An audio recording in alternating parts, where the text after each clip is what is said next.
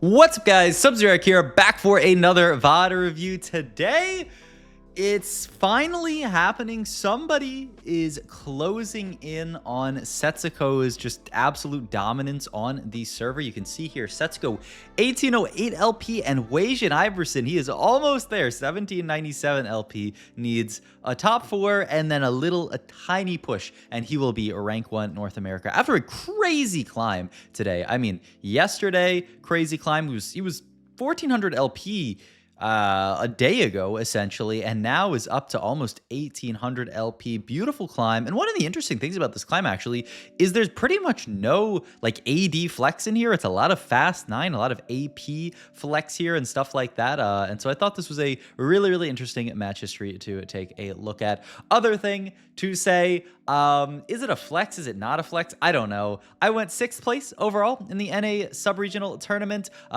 which I felt was pretty good for the fact that I went 8th in the second game due to an absolute disaster game. So honestly, bouncing back and going top 6 was not bad at all. So yeah, I guess shout out to me for managing to top 6 in the tournament. I am going to be playing Trials the next weekend. Let's look at these real quick. Drone uplink, and then I don't care about the Stargazer. I'm not going to worry about it too much.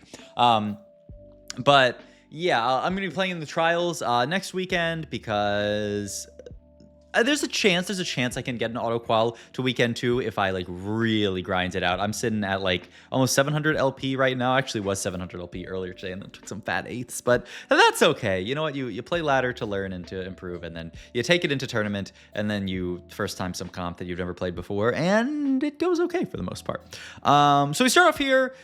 AD components, honestly, once again, like I would see this spot and be like, AD game. Okay, we're probably playing Corki because we have drone uplink, and GG's. It's that simple. And the cloak as well, decent enough AD component. So that's what I would be thinking from this spot. And Wasian does consider that. He has Carve a Path here. He does have Stellar Combo, but no Aatrox is not really the best idea. So it's definitely, you know, takeable there. But then Wasian actually gets a very interesting idea here. He sees Caretaker's ally here. This is an augment that I think is like fine in most people's consideration. Not crazy, but he says, you know what? I don't really have a board right now. Caretakers is going to guarantee that I have a board. So I'm just going to take this here. I'm going to put the Pantheon onto my board here. I'm actually going to level here, which is kind of a crazy level when you think about it. But yeah, he's actually just going to level straight up to 4 here. And this is going to be his board at the start of the game here. We got Pantheon off of our Caretakers, which is, it's interesting. There's no sort of like default line that like plays Pantheon late game. Also, this board actually getting really nice here with the Kaisa, with the 2-star Cho'Gath. Yeah, the board's actually really coming together. But yeah, there's no like default board that plays Pantheon. There's no board where you're like, yeah, I want to play a Pantheon game. This game, a lot of these 2 costs that you hit can fit onto some more of these kind of cookie cutter boards. But Wasian has to cook a little bit here, and cook he does, man. This game was absolutely crazy here. Win this fight here, gonna have to sell off to make 10 gold here. Decent enough. I mean, the board's looking good. We're also holding on to this Lysandre right now. The idea being we have a Kaisa in the early game, and look, you can already see him cooking up this board that he wants to play here. And his idea is vertical Dark Star with this Pantheon. The idea being we're gonna have Pantheon 3, which will be a solid front line to help kind of like stabilize this Dark Star board. There's a lot of inbuilt synergy within Dark Star and Timebreaker. Pantheon and Cho, both brawlers. Riven and the Kaisa are both rogues, and then Ezreal and Jhin are both snipers. So it's actually like a comp that works together very nicely. The reason why you don't see most people like play around Dark Star, just like vertical Dark Star, with this all the time, is just that it can be hard to fit the other ones in. Cosmic Hex, amazing here, by the way. Wow, yeah, this is a great pickup here.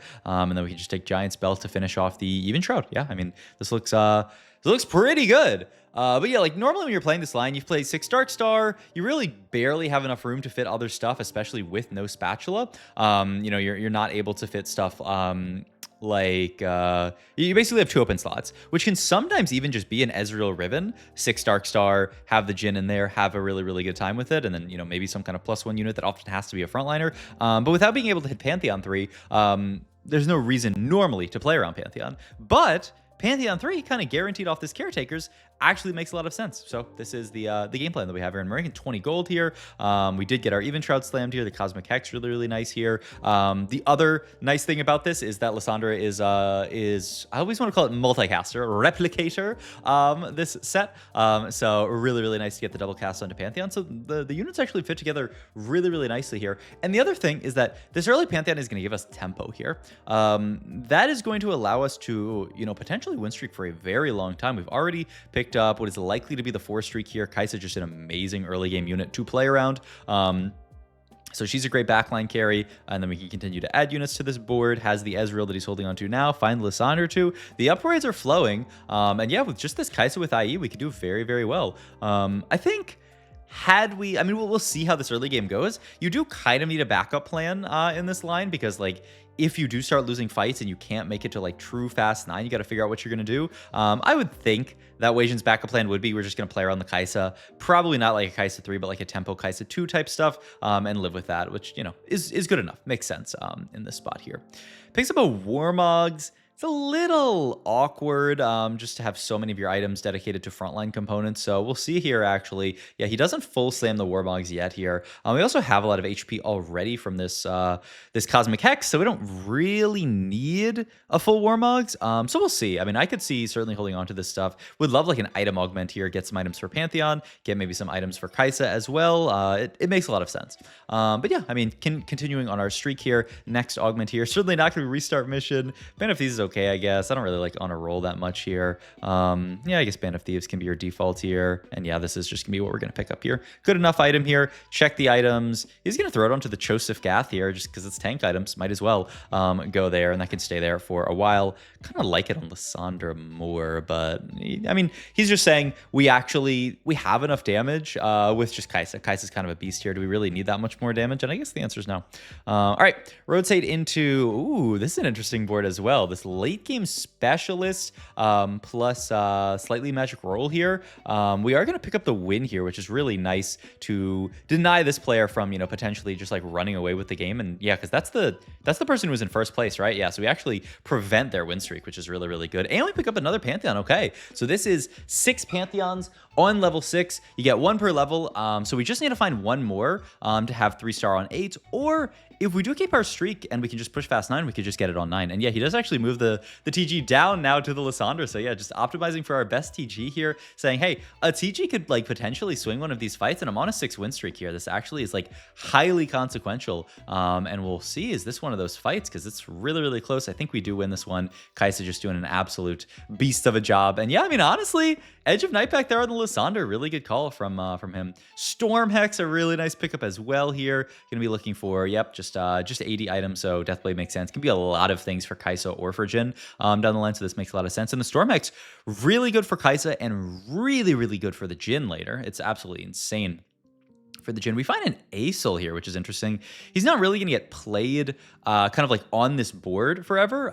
He's not this isn't going to be an Aesol game, even though Aesol is a pretty solid unit to play around. And Wei Jin likes to play around this guy a lot. But we don't have items for him, so it cannot really be like an Aesol game, but it can just be a guy that sits on our board, activates Conduit, does good damage.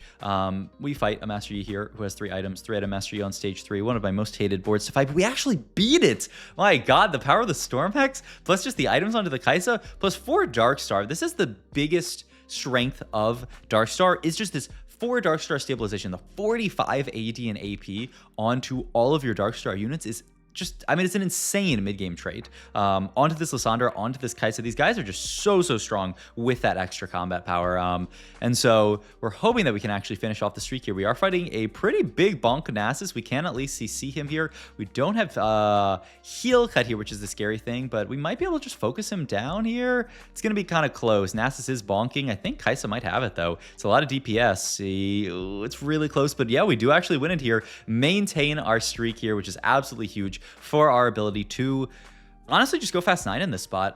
We're also holding on to this Ezreal here, who is Timebreaker. We'd love to find a third Timebreaker. We've talked about this a million times before. One of the best things that you can do that will allow you to push fast 9 in spots where you otherwise wouldn't be able to is get in a stage 4 timebreaker to get a bunch of extra resources. We don't have it yet is the only downside here. He's looking at actually potentially not stemming the gargoyle here. We have a lot of HP, but I guess his thought is that he just doesn't like the item all that much. He is going to level to 8 here, get the Gwen on the board here. It's a ton of traits. Really wish we could fit a Rostin, but the Rogue is not bad, and he's considering the Gargoyle Slam if it's going to swing the fight. And GS just a great Kaisa item, great item for later game as well. We are certainly going to win this fight. Don't really need to make the Gargoyle Slam. It's not very close, so we can pick up a nice dub here, and you know, keep our streak. 10 streak here, level 8, 30 gold, level 9 within reach here. All right, last augment here. Probably not a bronze for life. Second win sounds really, really nice here. Little buddy's kind of awkward with our setup right now. So yeah, I mean, I would think it's just a second win here. Booster pack, yeah, is a great pickup here as well. There's a few reasons why. One, it's going to be the econ that's going to allow us to push 9. And two, there is a chance that we do hit a Jhin here. We don't, sadly. We just hit a random Vex. So we're going to sell all this stuff off. But you can see, like we talked about, that 3 timebreakers slotted in onto this board. Actually, he's considering, wow, this is just full-on greed. Might as well play the Tahm Kench as well, because we're going to lose this stage. We are under no ideas of us win streaking from here, but we've saved all this HP, 95 HP, and so we can just field the TK, we can field the Timebreaker, lose probably 4 fights, and then 5 1-hits, and be in a really, really nice spot. So it makes a ton of sense here. Pick up the Nunu, pick up the, maybe, Morgana, we'll see here. Gonna move the TG up to Riven, just always bouncing that thing around. I mean, also, it's just Riven is a good unit to play around, and yeah, he fully reforges and gets the Sunfire here. So yeah, I mean, this is heal cut, this is nice. Only downside is if we do get Solar Hex from our last hex, it's gonna be a little bit awkward, because we would like to be able to pick that here. But I mean, hey, the Sunfire Hex or the Sunfire Cape is not bad to guarantee us heal cut for now, and then we can just take the other option, and it's like not the end of the world. And then you get the gold from Yasuo Hexes, which is cool. It is Solar Hex, and Wasion's like, oh man, why did I go for this? So he is just gonna take Lovers. I mean, Lovers has the small chance of having a Jhin in it, which would be really, really amazing. So I mean, I hope that we can get that there. We just need damage items here. Bow could be LW. Actually, no, we have even Shroud, so could just be a. He does get the Jhin. All right, well, I mean, that is pretty good here. So we're gonna move items over, gonna fit the Jhin onto this board. He is gonna chill here, still on 4 or even just the 3 Dark Star, right? Just gonna chill on 3 Dark Star right now, once again, because we really want to have as many resources available to us as possible so that we can actually reach 9 and hit our entire board here. And look at this. I mean, if we win this fight, it's gonna be disgusting here. This is one of the most insane combos. We are just barely going to lose to this Fast 9 Vex board, but I mean, pretty good for us. That is a Fast 9 Misfits board. That comp is very, very strong normally. So the fact that we beat them there is kind of crazy. The TK actually prints the last Pantheon here, which doesn't really matter because we were going to get Pantheon 3 regardless. But I mean, kind of nice to get it ahead of schedule here. Spike us a little bit before we normally would. And hey, maybe we can like win a fight that we'd otherwise lose, or at least like take a good loss versus this very scary Master Yi board that is just cutting through our dude there. Though Jhin stunning the whole board with the Storm Hex. And yeah, I mean, Storm Hex Jhin, it's just so, when he gets that 4th shot and just stuns the entire board, I mean, a global stun, I mean, it's just insane. And we're going to get a better stun when we upgrade this. All right, looking for items here for the Jhin. What is the bow item actually supposed to be? Because Last Whisper is quite awkward here. You have stuff like, I mean, I guess you could double Guard Breaker, I guess, and you can move GS to somebody else. Looks pretty nice here. So I could see that being the move.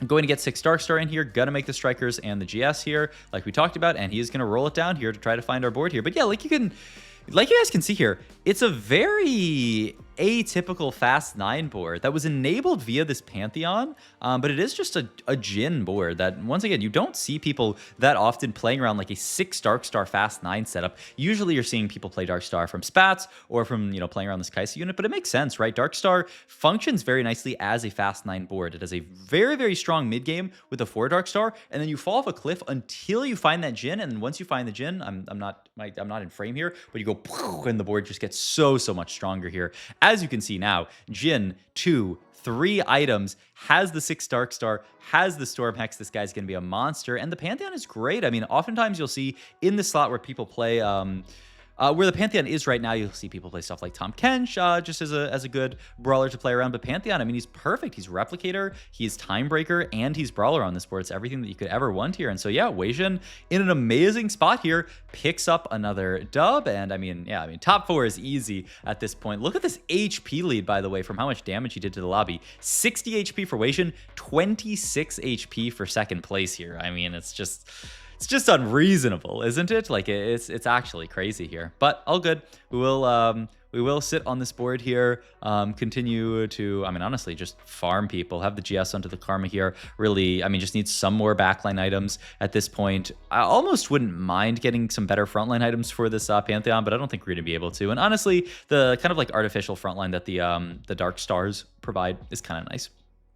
So yep, another win there against this Fast 9 player. I mean, he is just going to every single person, doing an insane amount of damage to them. Gets Void Staff here, a nice, MR Shred item in this spot when, I mean, we don't have all that much magic damage, but it's a decent enough item onto the Karma, and we have a little bit of magic damage here and there, so not bad. And yeah, we could just look at the next level at this point. Opted out of holding on to the Riven. The idea is that, like, we could play 3 Timebreaker, but who cares about it, right? 3 Timebreaker provides no combat incentive, so we're really just going to play the Ez plus the Pantheon this game, and then he's holding on to the Blitzcrank as his potential last in here. We do lose to a Master Yi board. Master Yi does some interesting stuff sometimes, and so we do actually take a loss there with Yi just fully wrapping onto the board. We do pick up the Mordekaiser too, at least, but the upside is we have a very long ways to go in terms of capping our board. We have level 10 coming here. We have, 2-star 5 costs to hit. We're done with Jhin, but I mean, you can hit other stuff. You can hit like this Blitzcrank too and stuff like that. So a lot of room left for our board to grow here. Rotate into just a, oh, this is actually, speaking about caretakers as well, and 2 costs that do fit on the boards. This guy hit Milio 3 and just said, well, I'll just play Milio 3. Fits really, really nicely onto the Corki board, and so you can just have a great time with it. Ooh, that is actually really good for Wasian, that the second place player lost, because this makes it just a lot easier for him to go to first here. So yeah, looking good. One more item this game, maybe another off of Carousel, but we're getting pretty close to the end here. All right, the Jhin doing good work. We have our level 10 cap coming immediately. Probably you could wait one. You could wait one. Why not? Gonna make the GS here, double GS here. Gotta be careful about that with Dark Star. The Karma was fielded more recently, so we do actually run into the thing where it actually makes Karma the Dark Star unit there, which is a little bit scary. Roll down a bit here, and I mean, this is just gonna be our board for now. Voyager for the entire board is huge, and it's just some extra frontline onto the board. And yeah, Wasian could have waited one more round to roll on interval, but he doesn't really need gold at this point. The board's basically done, so we might as well just level this round, get this spike here, and yeah, I mean, maybe Voyager ends up being the decider against this guy. I mean, it honestly was very close. Kind of looked like it was. Oh my god, it's the final countdown. I forgot about this here. So 77 gold here. He's gonna go for Jhin, and Blitzcrank is potential 3 stars here. Has the TG, he can move up here. Okay, he's throwing 3-star 4 cost in because he's also saying, hey, wait a minute, this guy could hit a 3-star 4 cost potentially, because I'm not contesting it really. That guy sold all of his stuff except for TK, so he's just holding on to 6 Thomas Kenches here, and is going to look for the TK3 very likely here. We are going to win this fight versus them. They are not, oh my god, actually that fight was insanely close. They are not dead yet, so we're going to roll down here and see what we can hit if we get any close to any of our stuff here. We're 46 HP, so we really don't have to fear of dying instantly here. It's not like we have to roll all of our gold this round here, so we can just kind of chill. That guy is 7 TKs, which is a little scary, and that last fight was really, really close. We'll see what this Fiora can do. And yeah, Wasian's actually going to roll here to try to deny TK. Finds a lot of Jhins and Blitzcranks here, so he's going to continue to roll here.